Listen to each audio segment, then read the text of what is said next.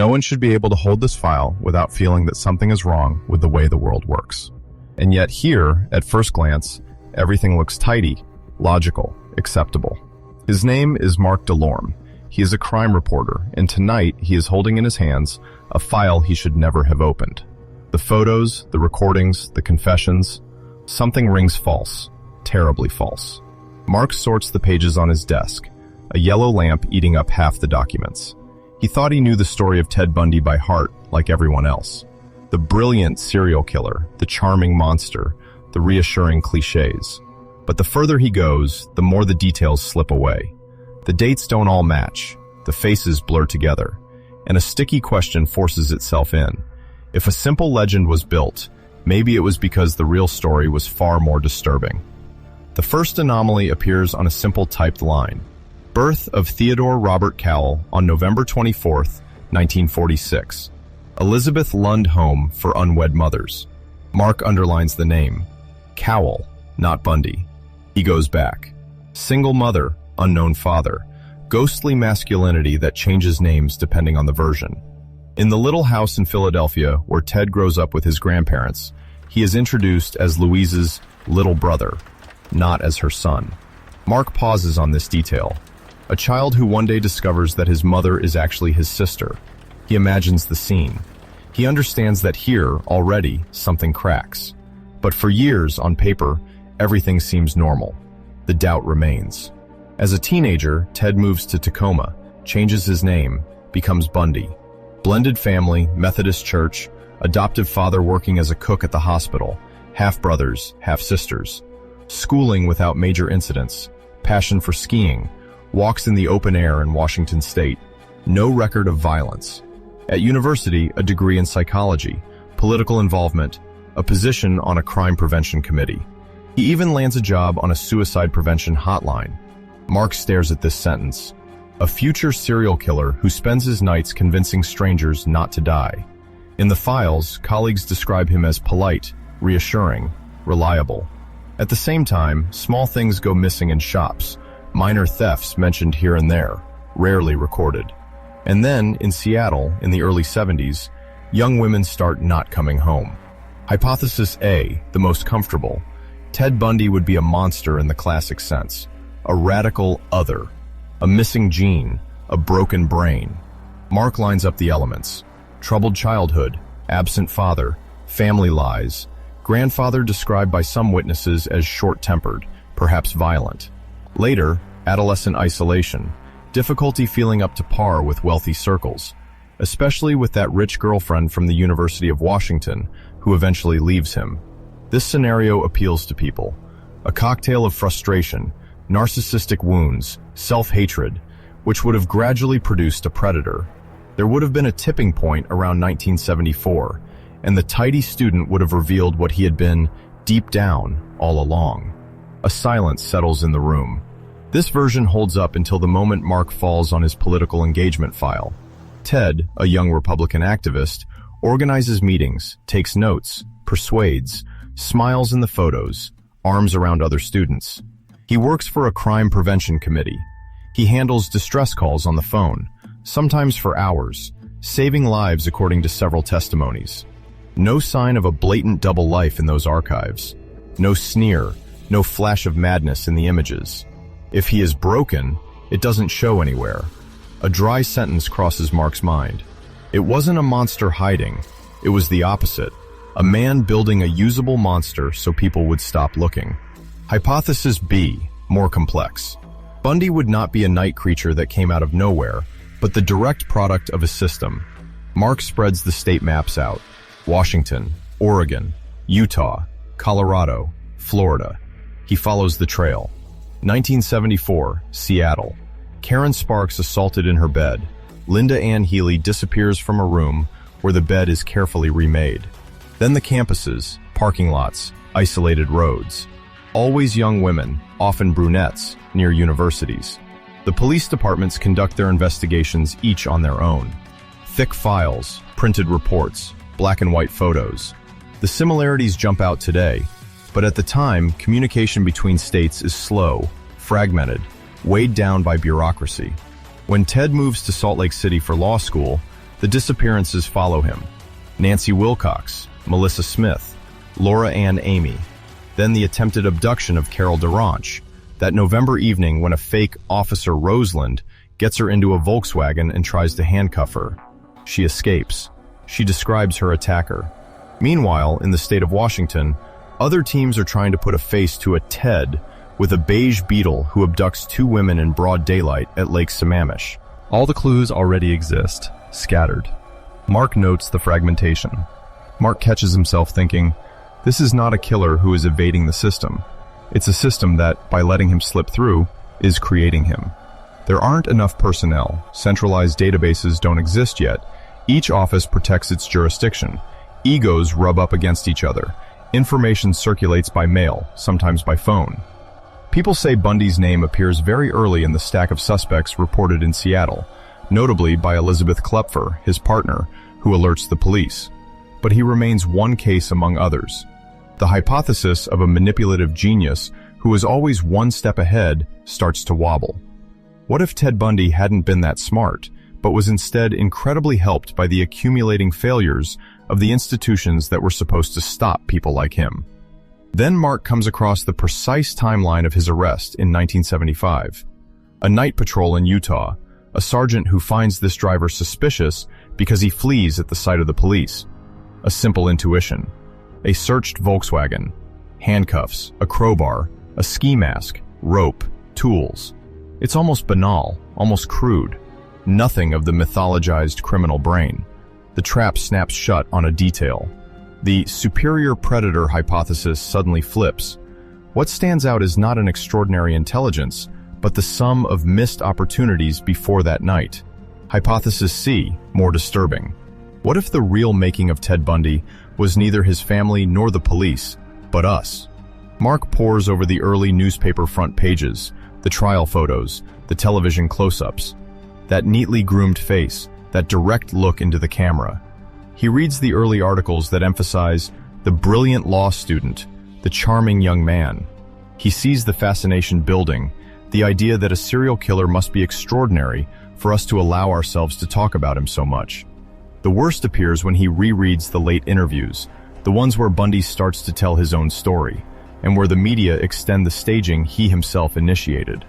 The final reversal comes when Mark realizes that the more the story of the exceptional killer has been repeated, the more everything else has been erased. The victims, the investigative mistakes, the family's years of wandering, and above all, the element of banality in a man we would rather believe inhuman. Mark stumbles on one thing only. How could such a trajectory have lasted so long without collapsing earlier? He looks for a multiple explanation, but the documents always lead him back to the same place. One single, thick, persistent resistance. Ted's public image. It starts out gently. A psychology student in Seattle, well-spoken, polite, at ease in society. He moves in circles more affluent than his family of origin, notably through this romantic relationship with a well-to-do student. When she leaves him in the early 1970s, he reinvents himself. He starts over with Elizabeth Klepfer, a medical secretary, whom he meets in 1969. She later describes a tender, attentive man, sometimes distant, but who helps her with her little girl, who cooks, who holds her close at night. While investigations are opening into disappearances, he is pasting smiling photos into albums. The contrast thickens. Mark reads the notes of colleagues from the suicide prevention hotline. One of them, Anne Rule, who would become an author, portrays him as a reliable night partner, a reassuring presence on the line for people on the edge of the void. In those offices, Bundy speaks calmly, takes his time. He seems to know the words that soothe. Nothing in these scenes matches the body of Linda Ann Healy, missing from a neatly remade bed a few streets away. The wall begins to form there. Ted has learned to play a role, but that role is not just his. It fits what others want to see. The polite young man, the ambitious Republican activist who helps the incumbent governor, the future lawyer who enrolls in law school, first at the University of Puget Sound, then at the University of Utah. In these settings, doors are open for him. He is entrusted with responsibilities. When the Seattle police received the report of a certain Ted with a beige beetle, his name comes up, but several investigators describe him as unlikely. He doesn't fit the cliché of the solitary sexual deviant. He has social alibis, references, a reassuring face. Mark then continues following his trajectory after the first arrest in 1975. That night when Sergeant Hayward stops him in a residential neighborhood, the trunk filled with disturbing objects. Yet, that evening, he is not prosecuted for murder. The evidence is judged too weak, too easily contestable before a jury. Bundy is released on bail, placed under surveillance. It's in this in-between state that Mark physically feels the investigators' frustration in the reports. They have him, but not really. They know he is still slipping away from them. But the legal framework, procedures, the obligation to build a solid case hold them back. The image of a polite, presentable law student silently weighs on every step. This image becomes a barrier more solid than steel bars. When Carol Duranche identifies him, when the trial for her abduction opens in 1976, Bundy presents well, speaks better than many defendants. He understands the rules of the game. The verdict falls, guilty, prison. But the story does not break there. Transferred to Colorado to be tried in the Karen Campbell case, he benefits from an overwhelmed prison system, from county jails poorly suited to a detainee, as determined as he is. During a hearing in the Aspen courthouse, he represents himself. He has access to the law library. They leave him without handcuffs, in a shirt, sitting at a table like a defense attorney. A single glance toward a half-open window is enough. Mark pauses for a moment. Mark reads the description of that June day. Pause. The guards step out for a few minutes. Ted stands up, walks calmly, jumps from the second floor. He injures his ankle in the fall. A sharp shock, a bone that resonates. It's this detail, described in a medical report, that stays stuck in Mark's mind. A man convicted, but not yet found guilty of murder, writhing in pain in the woods, his ankle swollen under his sock, while an entire judicial apparatus is searching for him. The physical suffering, almost derisory compared to the rest, becomes the most concrete point of contact with the reality of this escape. It's not a ghost disappearing, it's a body limping through the mountains. Caught again, placed under stricter supervision, Bundy does not give up. At the end of 1977, he digs through the ceiling of his cell in Colorado, widens a hole with improvised tools, squeezes through to the empty apartment of a guard. He puts on civilian clothes. He walks out through the front door. Once again, what strikes Mark is not the diabolical cunning, but the chain of negligence, understaffing, and cells ill-suited to him. The only thing preventing the authorities from keeping him locked up is the sum of small concessions made to his image as a civilized man and to an outdated prison system. This wall, ultimately, is not the one Bundy encounters. It's the one Mark encounters. The impossibility of taking refuge in a simple explanation. Neither the evil genius nor the single mistake. Rather a face, always the same, moving forward, polite, smiling, from state to state, while entire institutions, and even those close to him, refuse to see the continuity between that smile and the mass graves discovered months later. The experts Mark interviews seem to agree on one thing. Ted Bundy embodies an organized, manipulative, mobile serial killer, whose profile has served as a template for generations of criminological analyses. Some, however, add a nuance. The more one rereads the files, the more his exceptionality crumbles, revealing an opportunistic, repetitive, sometimes careless offender who mostly took advantage of a fragmented police context. What they still refuse to look in the face is the underground fear that this case awakens. If Bundy is not unique, then he is not an isolated monster, but the symptom of an unknown number of ordinary men we will never be able to name. As the weeks go by, Mark feels what he thought he knew begin to crack. What he believed at the start was comfortable, a great figure of evil, circumscribed, dated, exercised by the 1989 execution. A path that begins in a home for single mothers and ends in an electric chair, closed off, almost narrative. The rest, according to this version, was only detail. The trials in Florida seem to have given a clear conclusion. In 1979, the Chi Omega trial in Tallahassee, the bite marks on Lisa Levy's body, compared to Bundy's dental impressions, the testimonies of survivors, the jurors looking back and forth between the crime scene photos and the well-groomed defendant. Death sentence. Then the trial for Kimberly Leach, the 12-year-old girl abducted in front of her school in Lake City. Another death sentence. Each time the same scene. Families look at the man who destroyed their lives. A judge pronounces a sentence that seems to cut the story clean. Outside the prisons, crowds brandish signs. Some even sell t-shirts.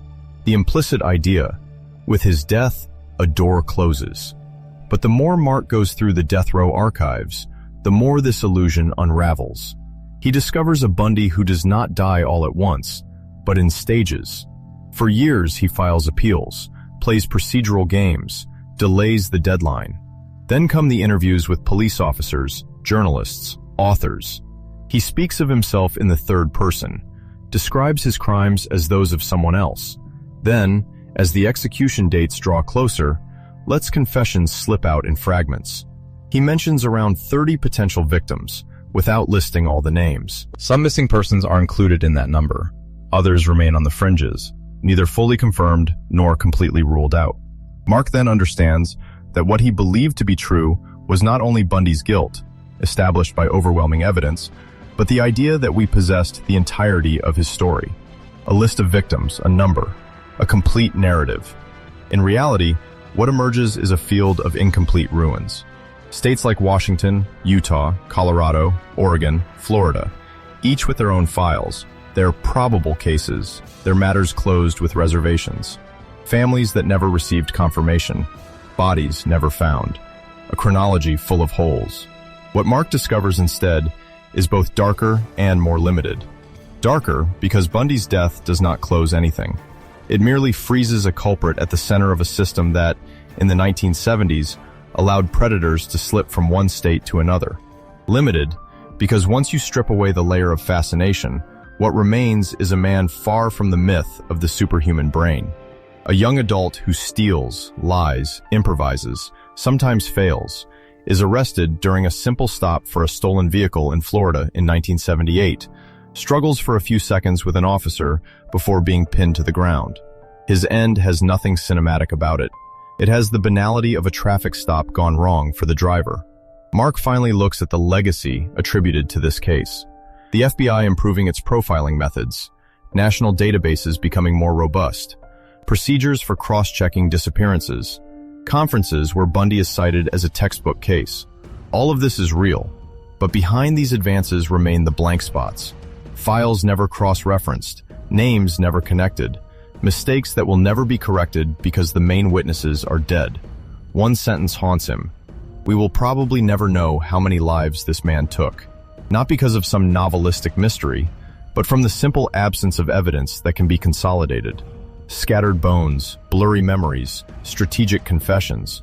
When he reaches the date of the execution, in January 1989, he no longer sees a villain finally neutralized, but a switch being flipped while the room is not lit all the way to the back. The last question Mark writes in his notebook is not meant for experts or police officers, but for the person looking at this file from their screen. If this man, with his ordinary face and his sometimes clumsy gestures, could remain invisible for so long, how many other incomplete stories are already unfolding before our eyes without us being willing to see them? On the table, the photos of Ted in a suit in court are mixed with those of empty parking lots and wooded paths. The victims' faces cropped by the glare of the harsh neon light. The magnetic tape of an old interrogation recording loops in a tape recorder, a soft metallic click marking the end of the track. Through the half-open window, one can hear in the distance the regular passing of a car on the wet asphalt, a rustle of tires on the roadway. A spilled cup of coffee draws a dark puddle on a closed-case form, the letters slowly dissolving in the cooled liquid.